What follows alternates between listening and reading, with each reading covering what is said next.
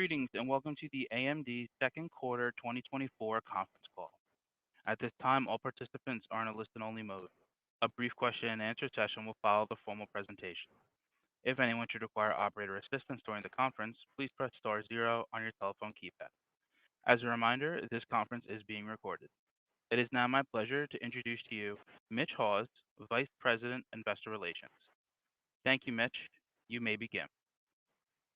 Thank you and welcome to AMD's second quarter 2024 financial results conference call. By now, you should have had the opportunity to review a copy of our earnings press release and the accompanying slides. If you have not had the chance to review these materials, they can be found on the Investor Relations page of AMD.com. We will refer primarily to non-GAAP financial measures during today's call. The full non-GAAP to GAAP reconciliations are available in today's press release and the slides posted on our website. Participants on today's conference call are Dr. Lisa Su, our Chair and Chief Executive Officer, and Jean Hu, our Executive Vice President, Chief Financial Officer, and Treasurer. This is a live call and will be replayed via webcast on our website. Before we begin, I would like to note that Dr. Lisa Su will attend the Goldman Sachs Technology, Communacopia, and Technology Conference on Monday, September 9th, and Mark Papermaster, Executive Vice President and Chief Technology Officer, will attend the Deutsche Bank Technology Conference on Wednesday, August 28th. Today's discussion contains forward-looking statements based on current beliefs, assumptions, and expectations, speak only as of today, and as such, involve risks and uncertainties that could cause actual results to differ materially from our current expectations. Please refer to the cautionary statement in our press release for more information on factors that could cause actual results to differ materially. With that, I'll hand the call over to Lisa. Thank you, Mitch, and good afternoon to all those listening today. We delivered strong second quarter financial results, with revenue coming in above the midpoint of guidance and profitability increasing by a double-digit percentage, driven by higher than expected sales of our Instinct, Ryzen, and EPYC processors. We continued accelerating our AI traction as leading cloud and enterprise providers expanded availability of Instinct MI300X solutions, and we also saw positive demand signals for general-purpose compute in both our client and server processor businesses. As a result, second quarter revenue increased 9% year-over-year to $5.8 billion, as significantly higher sales of our data center and client processors more than offset declines in gaming and embedded product sales. We also expanded gross margin by more than 3 percentage points and grew EPS 19%, as data center product sales accounted for nearly 50% of overall sales in the quarter. Turning to the segments, data center segment revenue increased 115% year-over-year to a record $2.8 billion, driven by the steep ramp of Instinct MI300 GPU shipments and a strong double-digit percentage increase in EPYC CPU sales. Cloud adoption remains strong as hyperscalers deploy 4th-gen EPYC CPUs to power more of their internal workloads and public instances. We are seeing hyperscalers select EPYC processors to power a larger portion of their applications and workloads, displacing incumbent offerings across their infrastructure with AMD solutions that offer clear performance and efficiency advantages. The number of AMD-powered cloud instances available from the largest providers has increased 34% from a year ago to more than 900. We are seeing strong pull for these instances with both enterprise and cloud-first businesses. As an example, Netflix and Uber both recently selected 4th-gen EPYC public cloud instances as one of the key solutions to power their mission-critical customer-facing workloads. In the enterprise, sell-through increased by a strong double-digit percentage sequentially. We closed multiple large wins in the quarter with financial services, technology, healthcare, retail, manufacturing, and transportation customers, including Adobe, Boeing, Industrial Light and Magic, Optiver, and Siemens. Importantly, more than one-third of our enterprise server wins in the first half of the year were with businesses deploying EPYC in their data centers for the first time, highlighting our success attracting new customers while also continuing to expand our footprint with existing customers. Looking ahead, our next-generation Turin family, featuring our new Zen 5 core, is looking very strong. Zen 5 is a grounds-up new core design optimized for leadership performance and efficiency. Turin will extend our TCO leadership by offering up to 192 cores and 384 threads, support for the latest memory and I/O technologies, and the ability to drop into existing 4th-gen EPYC platforms. We publicly previewed Turin for the first time in June, demonstrating our significant performance advantages in multiple compute-intensive workloads. We also passed a major milestone in the second quarter as we started Turin production shipments to lead cloud customers. Production is ramping now ahead of launch, and we expect broad OEM and cloud availability later this year. Turning to our data center AI business, we delivered our third straight quarter of record data center GPU revenue, with MI300 quarterly revenue exceeding $1 billion for the first time. Microsoft expanded their use of MI300X accelerators to power GPT-4 Turbo and multiple Copilot services, including Microsoft 365 Chat, Word, and Teams. Microsoft also became the first large hyperscaler to announce general availability of public MI300X instances in the quarter. The new Azure VMs leverage the industry-leading compute performance and memory capacity of MI300X in conjunction with the latest ROCm software to deliver leadership inferencing price performance when running the latest frontier models, including GPT-4. Hugging Face was one of the first customers to adopt the new Azure instances, enabling enterprise and AI customers to deploy hundreds of thousands of models on MI300X GPUs with one click. Our enterprise and cloud AI customer pipeline grew in the quarter, and we are working very closely with our system and cloud partners to ramp availability of MI300 solutions to address growing customer demand. Dell, HPE, Lenovo, and Supermicro all have Instinct platforms in production, and multiple hyperscale and Tier 2 cloud providers are on track to launch MI300 instances this quarter. On the AI software front, we made significant progress enhancing support and features across our software stack, making it easier to deploy high-performance AI solutions on our platforms. We also continue to work with the open source community to enable customers to implement the latest AI algorithms. As an example, AMD support for Flash Attention 2 algorithm was upstreamed, providing out-of-the-box support for AMD hardware in the popular library that can increase training and inference performance on large transformer models. Our work with the model community also continued accelerating, highlighted by the launches of new models and frameworks with day one support for AMD hardware. At Computex, I was joined by the co-CEO of Stable Diffusion to announce that MI300 is the first GPU to support their latest SD 3.0 image generation LLM. Last week, we were proud to note that multiple partners used ROCm and MI300X to announce support for the latest Llama 3.1 models, including their 405 billion parameter version that is the industry's first frontier-level open-source AI model. Llama 3.1 runs seamlessly on MI300 accelerators. And because of our leadership memory capacity, we're also able to run the FP16 version of the Llama 3.1 405B model in a single server, simplifying deployment and fine-tuning of the industry-leading model and providing significant TCO advantages. Earlier this month, we announced our agreement to acquire Silo AI, Europe's largest private AI lab with extensive experience developing tailored AI solutions for multiple enterprise and embedded customers, including Allianz, Ericsson, Finnair, Körber, Nokia, Philips, T-Mobile, and Unilever. The Silo team significantly expands our capability to service large enterprise customers looking to optimize their AI solutions for AMD hardware. Silo also brings deep expertise in large language model development, which will help accelerate optimization of AMD inference and training solutions. In addition to our acquisitions of Silo AI, Mipsology, and Nod.ai, we have invested over $125 million across a dozen AI companies in the last 12 months to expand the AMD AI ecosystem, support partners, and advance leadership AMD computing platforms.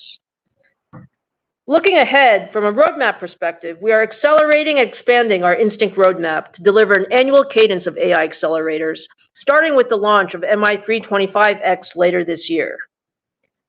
MI325X leverages the same infrastructure as MI300 and extends our generative AI performance leadership by offering twice the memory capacity and 1.3 times more peak compute performance than competitive offerings. We plan to follow MI325X with the MI350 series in 2025 based on the new CDNA 4 architecture, which is on track to deliver a 35x increase in performance compared to CDNA 3. And our MI400 series, powered by the CDNA Next architecture, is making great progress in development and is scheduled to launch in 2026.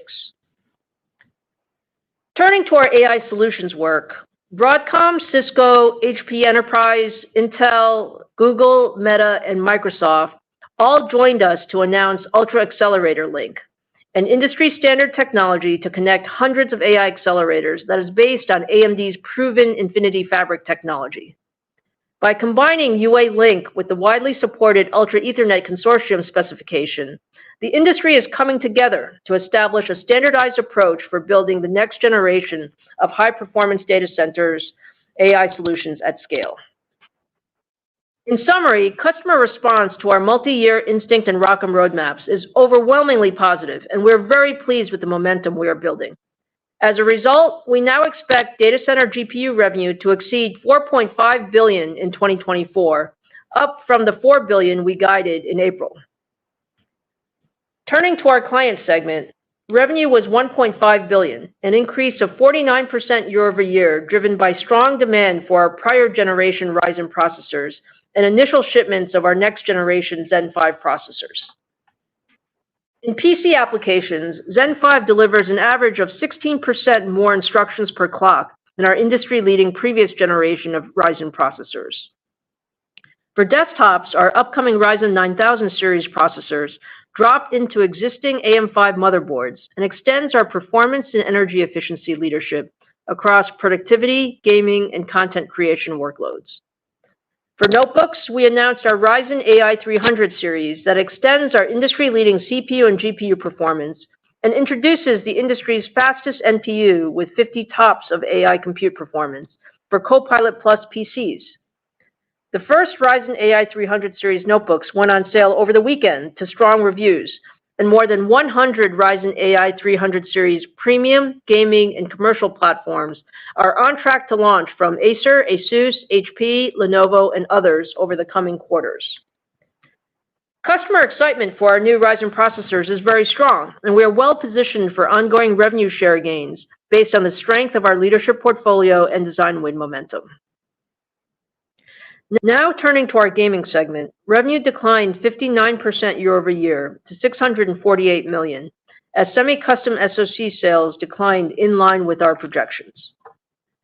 Semi-custom demand remains soft as we are now in the fifth year of the console cycle, and we expect sales to be lower in the second half of the year compared to the first half.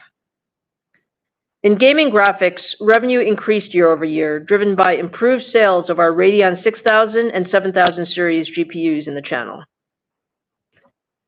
Turning to our embedded segment, revenue decreased 41% year-over-year to $861 million. The first quarter marked the bottom for our embedded segment revenue. Although second quarter revenue was flattish sequentially, we saw early signs of order patterns improving and expect embedded revenue to gradually recover in the second half of the year. Longer term, we are building strong design win momentum for our expanded embedded portfolio. Design wins in the first half of the year increased by more than 40% from the prior year to greater than $7 billion, including multiple triple-digit million-dollar wins combining our adaptive and x86 compute products. We announced our Alveo V80 accelerators that deliver leadership capabilities in memory-intensive workloads and entered early access on next-generation edge AI solutions with more than 30 key partners on our upcoming second-gen Versal adaptive SoCs. Last week, we also announced Victor Peng, president of AMD, would retire at the end of August. Victor has made significant contributions to Xilinx and AMD, including helping scale our embedded business and leading our cross-company AI strategy. On a personal note, Victor has been a great partner to me, ensuring the success of our Xilinx acquisition and integration. On behalf of all of the AMD employees and board, I want to thank Victor for all of his contributions to AMD's success and wish him all the best in his retirement. In summary, we delivered strong second quarter results and are well positioned to grow revenue significantly in the second half of the year, driven by our data center and client segments. Our data center GPU business is on a steep growth trajectory as shipments ramp across an expanding set of customers. We're also seeing strong demand for our next generation Zen 5 EPYC and Ryzen processors that deliver leadership performance and efficiency in both data center and client workloads. Looking ahead, the rapid advances in generative AI and development of more capable models are driving demand for more compute across all markets.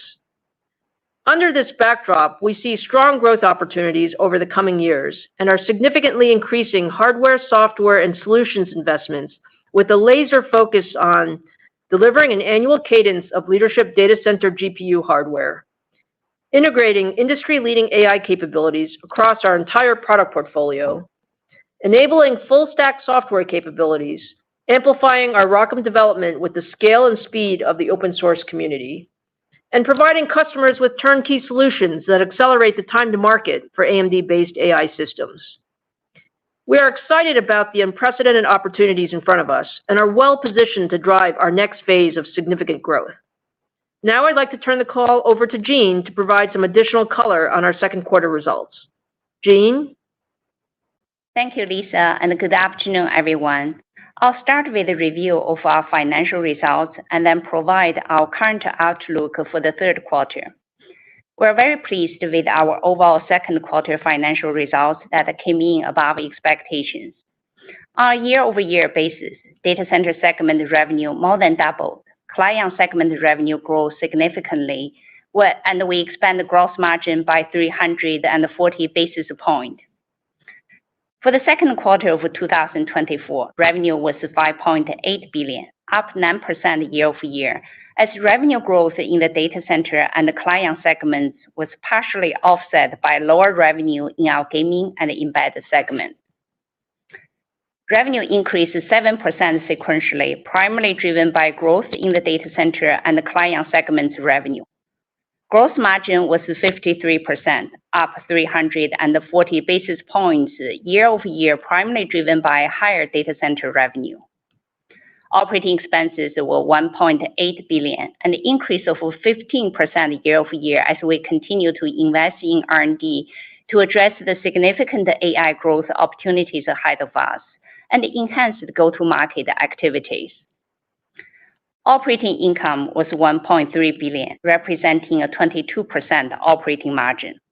Taxes, interest expense, and other was $138 million. Diluted earnings per share was 69 cents, an increase of 19% year-over-year. Now turning to our reportable segments. Starting with the data center. Data center delivered record quarterly segment revenue of $2.8 billion, up 115%, a $1.5 billion increase year-over-year. The data center segment accounted for nearly 50% of total revenue, led primarily by the steep ramp of AMD Instinct GPUs and strong double-digit percentage EPYC server revenue growth. On a sequential basis, revenue increased 21%, driven primarily by strong momentum in AMD Instinct GPUs. Data center segment operating income was $743 million, or 26% of revenue, compared to $147 million, or 11% a year ago. Operating income was up more than 5 times from the prior year, driven by higher revenue and operating leverage, even as we significantly increased our investment in R&D. Client segment revenue was $1.5 billion, up 49% year-over-year and 9% sequentially, driven primarily by AMD Ryzen processor sales. Client segment operating income was $89 million, or 6% of revenue, compared to an operating loss of $69 million a year ago. Gaming segment revenue was $648 million, down 59% year-over-year and 30% sequentially. The decrease in revenue was primarily due to semi-customer inventory digestion and the lower end market demand. Gaming segment operating income was $77 million, or 12% of revenue, compared to $225 million, or 14% a year ago. Embedded segment revenue was $861 million, down 41% year-over-year as customers continue to normalize their inventory levels. On a sequential basis, embedded segment revenue was up 2%. Embedded segment operating income was $345 million, or 40% of revenue, compared to $757 million, or 52% a year ago. Turning to the balance sheet and cash flow. During the quarter, we generated $593 million in cash from operations, and free cash flow was $439 million. Inventory increased sequentially by $339 million to $5 billion, primarily to support the continued ramp of data center GPU products. At the end of the quarter, cash equivalents, and short-term investments were $5.3 billion. In the second quarter, we returned $352 million to shareholders, repurchasing 2.3 million shares, and we have $5.2 billion of authorization remaining.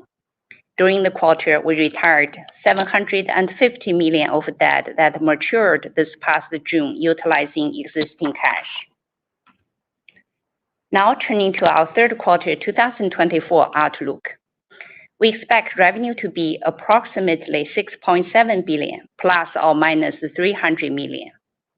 Sequentially, we expect revenue to grow approximately 15%, primarily driven by strong growth in the data center and the client segment. We expect embedded segment revenue to be up and the gaming segment to decline by double-digit percentage. Year-over-year, we expect revenue to grow approximately 16%, driven by the steep ramp of our AMD Instinct processors and the strong server and client revenue growth to more than offset the declines in the gaming and the embedded segments. In addition, we expect third quarter non-GAAP gross margin to be approximately 53.5%. Non-GAAP operating expenses to be approximately $1.9 billion. Non-GAAP effective tax rate to be 13%, and the diluted share count is expected to be approximately 1.64 billion shares. Also, during the third quarter, we expect to close the acquisition of Silo AI for approximately $665 million in cash. In closing, we made significant progress during the quarter toward achieving our financial goals. We delivered record MI300 revenue that exceeded $1 billion and demonstrated solid traction with our next-gen Ryzen and EPYC products. We expanded gross margin significantly and drove earnings growth while increasing investment in AI. Looking forward, the opportunities ahead of us are unprecedented. We'll remain focused on executing to our long-term growth strategy while driving financial discipline and operational excellence. With that, I'll turn it back to Mitch for the Q&A session. Thank you, Jean. John, we're happy to poll the audience for questions. Thank you, Mitch. We will now be conducting the question and answer session. If you would like to ask a question, please press star 1 on your telephone keypad. A confirmation tone will indicate that your line is in the queue. You may press star 2 to remove any question from the queue. For participants using speaker equipment, it may be necessary to pick up your handset before pressing the star keys. One moment, please, while we poll for questions.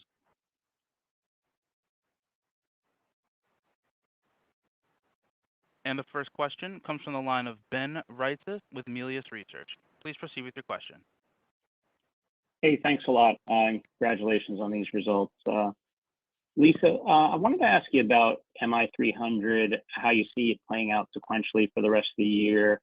I guess there's about $2.8 billion left to hit your annual target. So I'm wondering if you see things picking up in the fourth quarter and how that's going sequentially. And if you don't mind, I wanted to also ask about next year if you see potential for rapid growth. You're probably aware of some of the chatter out there, and I just was wondering if you're already seeing signs that you can grow significantly given your roadmap for next year.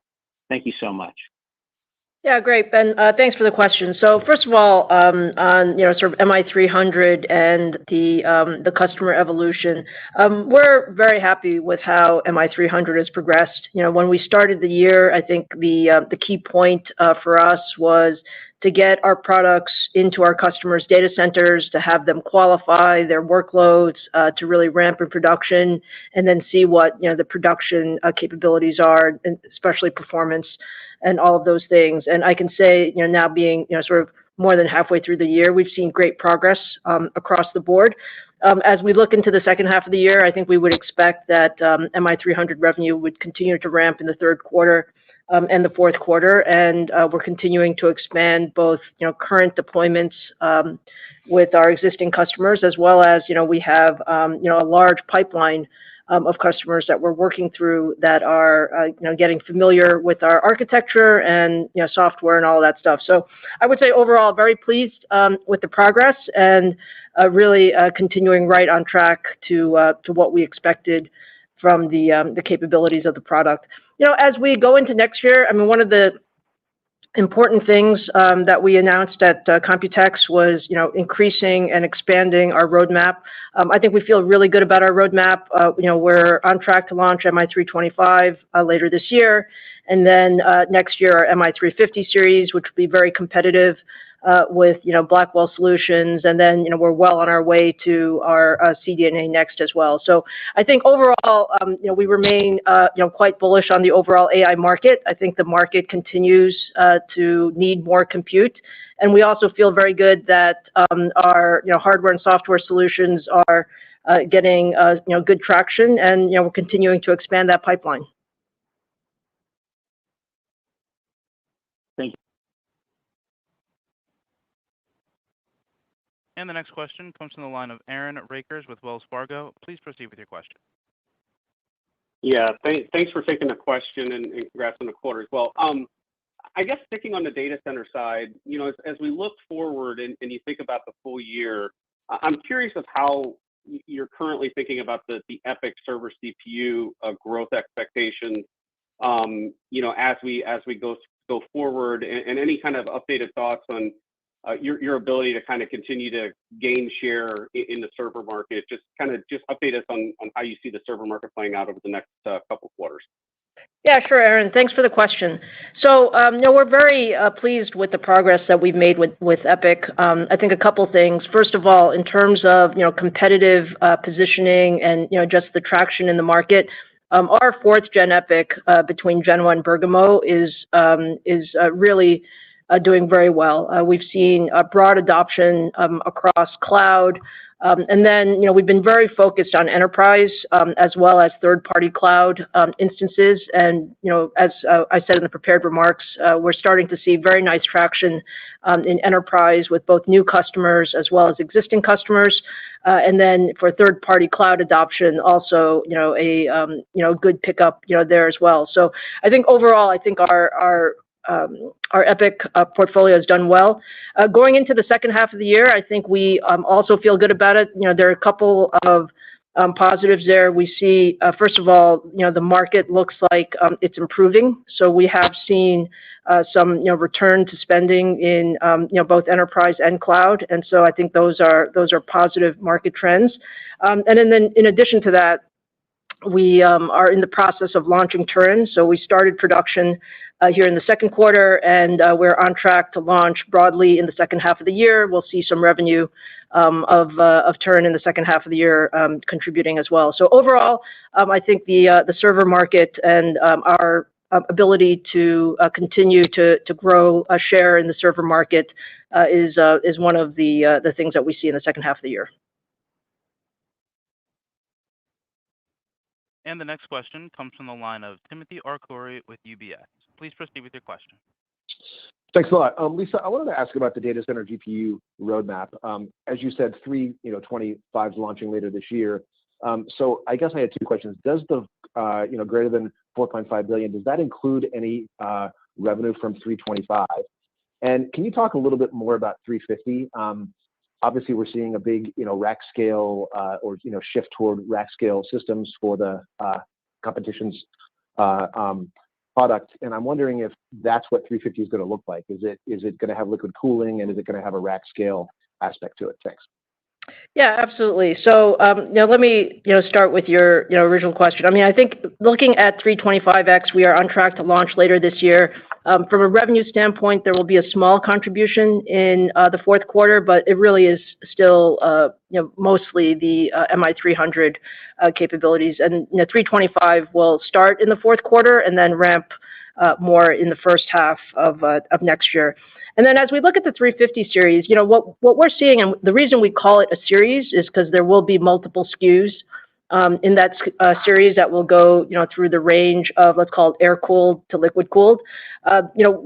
In spending time with our customers, I think there are, people who certainly want more rack-level solutions, and, we're certainly doing much more in terms of system-level integration for our products. You'll see us invest more in system-level integration. But we also have, many, customers who want to use their current infrastructure.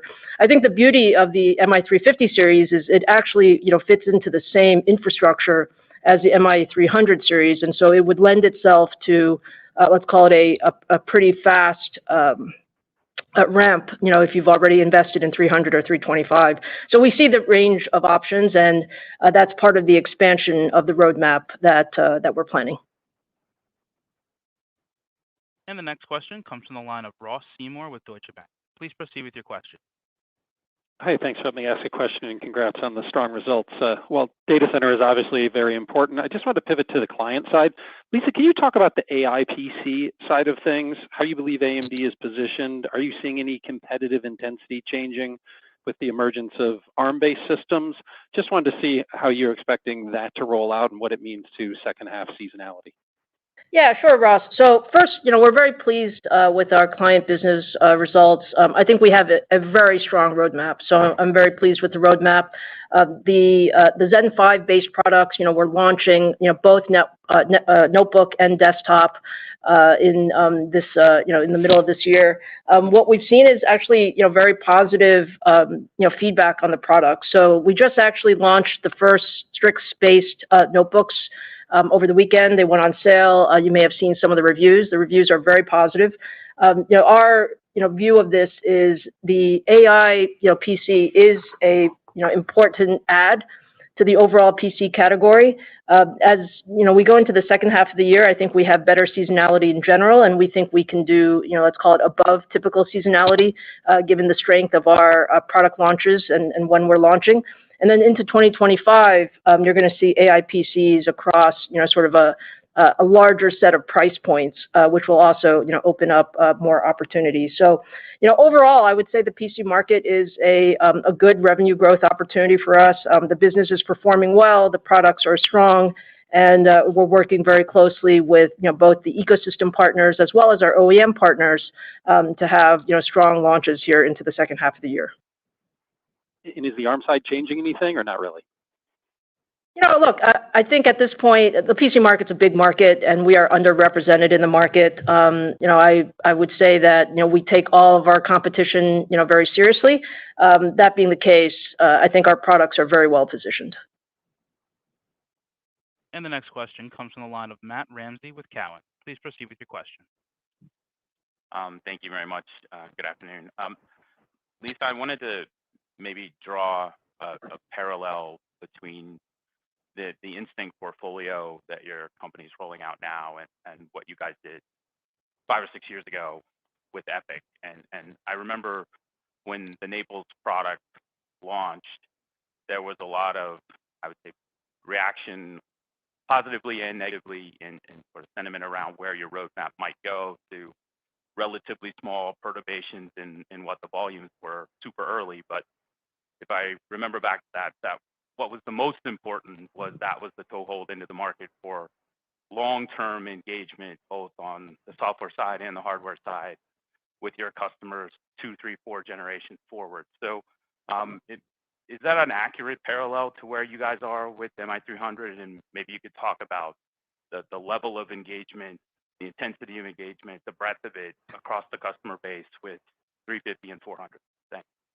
Yeah, absolutely, Matt. So look, As I said earlier, we're very pleased with the progress that we're making on the Instinct roadmap. This is absolutely a long-term play, so absolutely you're correct. It has a lot of parallels to the EPIC journey, where you really have to gain more opportunities, broader workloads, larger deployments as you go from generation to generation. So we are playing the long game here. Our conversations with our customers. So I would start with first in the near term. We had some very key milestones that we wanted to pass this year, and as I said, they related to getting hardware in volume in multiple hyperscalers, as well as large tier 2 customers. We've done that. We've now seen our software in a lot of different environments, and it's matured substantially. ROCm is in very from a standpoint of features, functions, out-of-box performance, getting to performance with customers. We've gained a lot of confidence and learned a lot in that whole process.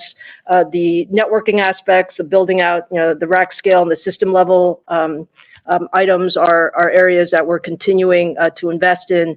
And then the point of having long-term conversations across multiple generations is also really important. So I think all of those things have progressed well. We view this as very good progress for MI300, but we have a lot more to do, and I think the various roadmap will help us open up those opportunities over the next couple of years. Appreciate it. Thank you. Thanks, Matt. And the next question comes from the line of Vivek Arya with Bank of America Securities. Please proceed with your question. Thanks for taking my question. Lisa, there seems to be this ongoing industry debate about the AI monetization and whether your customers are getting the right ROI on their CapEx.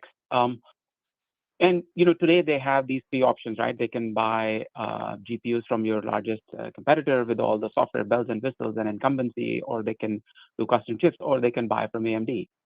So how do you think this plays out next year? Do you think your customers, given all this concern around monetization, does it make them consolidate their CapEx around just the other two suppliers? Just how is your visibility going into next year given this industry debate, and how will AMD continue to kind of carve a position between these two other competitive choices that are out there? Thank you. Yeah, sure, Vivek. Well, I mean, I think you talk to a lot of the same people that we talk to. I think the overall view on AI investment is we have to invest. I mean, the industry has to invest. The potential of AI is so large, to impact the way enterprises operate and all that stuff. So I think the investment cycle will continue to be strong. And then relative to the various choices, for the size of the market, I firmly believe that there will be multiple solutions. Whether you're talking about GPUs or you're talking about custom chips or ASICs, there will be multiple solutions. In our case, I think we've demonstrated a really strong roadmap and the ability to partner well with our customers. And from the standpoint of that deep engagement, hardware software co-optimization is so important in that. And for large language models, GPUs are still the architecture of choice. So I think the opportunity is very large, and I think our piece of that is really strong technology with strong partnerships with the key AI market makers. Thank you, Lisa. Thanks, Vivek. And the next question comes from the line of Joe Moore with Morgan Stanley. Please proceed with your question. Great, thank you. I also wanted to ask about MI300. I wonder if you could talk about training versus inference. Do you have a sense? I know that a lot of the initial focus was inference, but do you have traction on the training side, and any sense of what that split may look like over time? Yeah, sure. Thanks for the question, Joe. So, as we said on MI300, there are lots of great characteristics about it. One of them is our memory bandwidth and memory capacity is leading the industry. From that standpoint, the early deployments have largely been inference in most cases, and we've seen fantastic performance, from an inference standpoint. We also have customers that are doing training. We've also seen that from a training standpoint, we've optimized, quite a bit our ROCm software stack to make it easier for people to train on AMD, and I do expect that, we'll continue to ramp training, over time. As we go forward, I think you'll see, the belief is that inference will be larger than training from a market standpoint, but from an AMD standpoint, I would expect, both inference and training to be growth opportunities for us. Great. Thank you. And the next question comes from the line of Toshiya Hari with Goldman Sachs. Please proceed with your question. Hi, thank you so much for taking the question. I had a question on the MI300 as well. Curious, Lisa, if you're currently shipping to demand or if the updated annual forecast of $4.5 billion is in some shape or form supply constrained. I think last quarter you gave some comments on HBM and CoWoS. Curious if you could provide an update there. And then my part B to my question is on profitability for MI300. I think in the past you've talked about the business being accretive and improving further over time as you sort of work through the kinks, if you will. Has that view evolved or changed at all given sort of the competitive intensity and your need to invest, whether it be through organic R&D or some of the acquisitions you've made, or are you still confident that profit margins in the business continue to expand? Thank you. Yeah, sure, Toshiya. Thanks for the question. So on the supply side, let me make a couple comments, and then maybe I'll let Jean comment on sort of the trajectory for the business. So on the supply side, we made great progress in the second quarter. We ramped up supply significantly, exceeding $1 billion in the quarter. I think the team has executed really well. We continue to see line of sight to continue increasing supply as we go through the second half of the year. But I will say that the overall supply chain is tight and will remain tight through 2025. So under that backdrop, we have great partnerships across the supply chain. We've been building additional capacity and capability there, and so we expect to continue to ramp as we go through the year. And we'll continue to work both supply as well as demand opportunities, and really that's accelerating our customer adoption overall, and we'll see how things play out as we go into the second half of this year.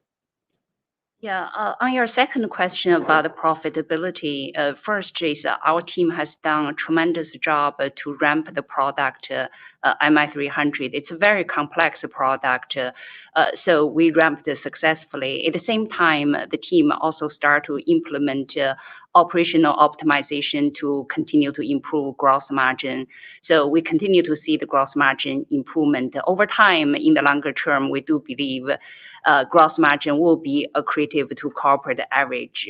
From a profitability perspective, AMD always invest in platforms. If you look at our data center platform, especially both the server and the data center GPU side, we are ramping the revenue. The business model can leverage very significantly, even from GPU side, because the revenue ramp has been quite significant. The operating margin continue to expand. We definitely want to continue to invest as the opportunities is huge. At the same time, it is a profitable business already. Thank you very much. And the next question comes from the line of Stacy Rasgon with Bernstein Research. Please proceed with your question. Hi, guys. Thanks for taking my question. I wanted to dig into the Q3 guidance a little bit, if I could. So with gaming down double digits, it probably means you've got close to $1 billion of growth revenue across data center, clients, and embedded. I was wondering if you could give us some color on how that billion-ish splits out across those three businesses. Like if I had, 70% of it going to data center and 20% going to client and 10% going to embedded, like would that be like way off, or how should I think about that apportioning out across the segments? Yeah, maybe Stacy, let me give you the following color. So the gaming business is down double digit, as you state.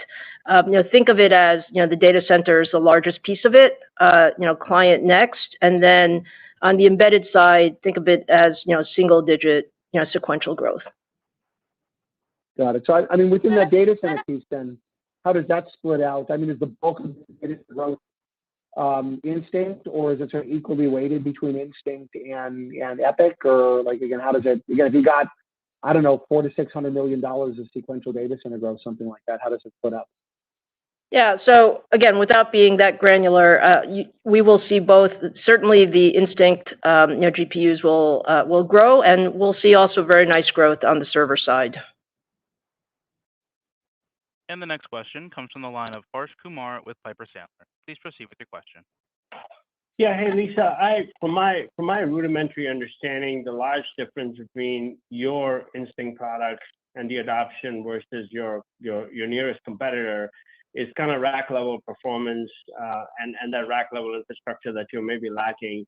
You talked a little bit about UI Link. I was wondering if you could expand on that and give us some more color on when that gap might be closed, or is this a major step for the industry to close that gap?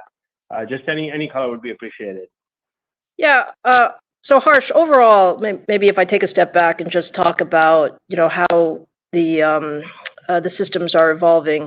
There's no question that the systems are getting more complex especially as you go into large training clusters, and our customers need help to put those together, and that includes the sort of Infinity Fabric type solutions that are the basis for the UA Link things, as well as just general rack level system integration.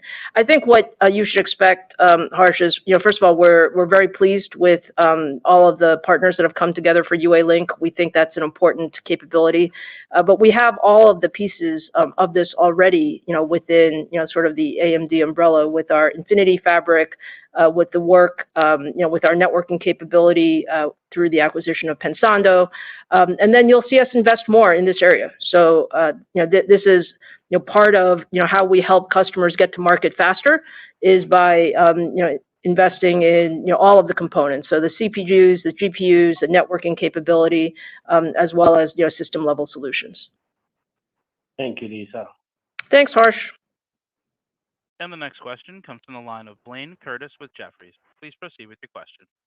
Hey, good afternoon. Thanks for taking my question. I just want to ask another question on MI300. Just curious if you can kind of characterize the makeup of the customers in the first half. I know you had, end of last year, a government customer. Is there still a government contingency? And, and kind of the second part of it is really you've invested in all this software assets. Kind of curious, the challenge of ramping the next wave of customers. I know there's been a lot of talk on some hardware challenges, memory issues and such, but then you're investing in software. I'm sure that's a big challenge too. Just kind of curious what the biggest hurdle is for you to kind of get that next wave of customers ramped. Yeah. So, Blaine, a lot of pieces to that question. So let me try to address them. First, on your question about, I think you're basically asking about the supercomputing piece. That was mainly Q4 and a bit in Q1. So if you think about our Q2 revenue, think about it as almost all AI. So it's MI300X. It's for large AI hyperscalers, as well as OEM customers going to enterprise and tier 2 data centers. So that's the makeup of the customer set. And then in terms of the various pieces of what we're doing, I think first on your question about memory, I think there's a lot of noise in the system. I wouldn't really pay attention to all that noise in the system. I mean, this has been an incredible ramp, and I'm actually really proud of what the team has done in terms of definitely fastest product ramp that we've ever done to $1 billion here in the over $1 billion in the second quarter, and then ramping each quarter in Q3 and Q4. In terms of memory, we have multiple suppliers that we've qualified on HBM3, and it's a tricky memory is a tricky business, but I think we've done it very well, and that's there. And then we're also qualifying HBM3E, for future products with multiple memory suppliers as well. So to your overarching question of what are the things that we're doing, the exciting part of this is that the ROCm capability has really gotten substantially better because so many customers have been using it, and with that, What we look at is out-of-box performance. How long does it take a customer to get up and running on MI300? And we've seen, depending on the software that companies are using, particularly if you're based on some of the higher level frameworks like PyTorch, et cetera, we can be out of the box running very well in a very short amount of time, like let's call it, very small number of weeks. And that's great because that's expanding the overall portfolio. We are going to continue to invest in software. And that was, one of the reasons that we did the Silo AI acquisition. It's a great acquisition for us. 300, scientists and engineers. These are engineers that have experience with AMD hardware and are very, very good at helping customers get up and running on AMD hardware. And that's so we view this as the opportunity to expand the customer base with talent like Silo.ai, like Nod.ai, which brought a lot of compiler talent, and then we continue to hire quite a bit organically. So I think Jean said earlier that we see leverage in the model, but we're going to continue to invest because this opportunity is huge, and we have all of the pieces. This is just about building out scale. Thanks so much. Thanks. And the next question comes from the line of Tom O'Malley with Barclays. Please proceed with your question. Hey, Lisa, thanks for taking my question. I'll give you a breather from the MI300 for a second, but just focus on client in the second half. Yeah, no problem. Focus on client in the second half. You kind of said above seasonal for September, December. You're obviously launching a new notebook desktop product, but you're also talking about AI PC. Could you just break down where you're seeing those above seasonal trends? Is it the ASP uplift you're getting from the new products? Is it a unit assumption that's coming with AI PC? Just any kind of breakdown between those two and why you're seeing it a little bit better. Thank you. Sure, Tom. So I think you actually said it well. We are launching Zen 5 desktops and notebooks with volume ramping in the third quarter, and that's the primary reason that we see above seasonal.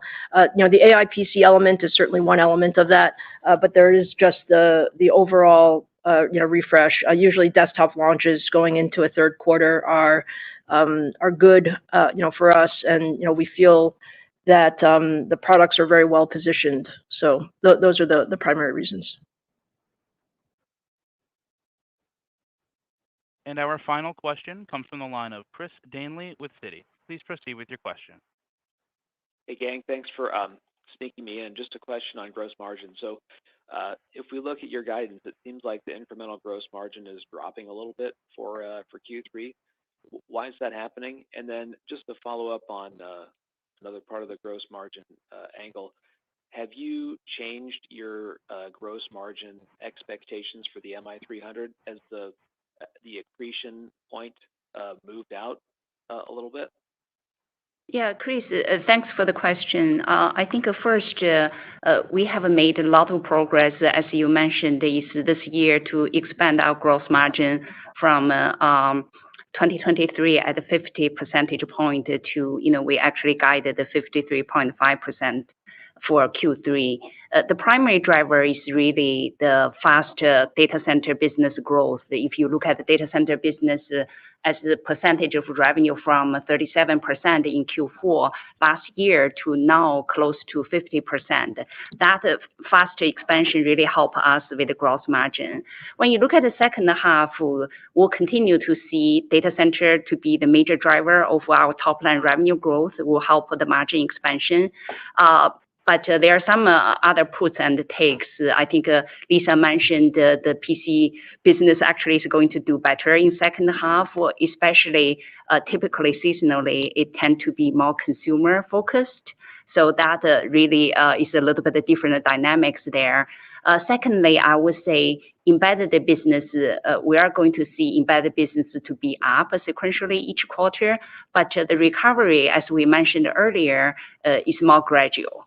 So when you look at the balance of the picture, that's why we see the gross margin, the pace of gross margin change a little bit, but we do see continued gross margin expansion. As far as the MI300, we are quite confident over long term, it will be accretive to our corporate average. We feel pretty good about overall data center business continue to be absolutely the driver of gross margin expansion. Thank you. Okay. Thank you. I would like to turn the floor back over to Mitch for any closing comments. Great. That concludes today's call. Thanks to all of you for joining us today. And ladies and gentlemen, that does conclude today's teleconference. You may disconnect your lines at this time. Thank you.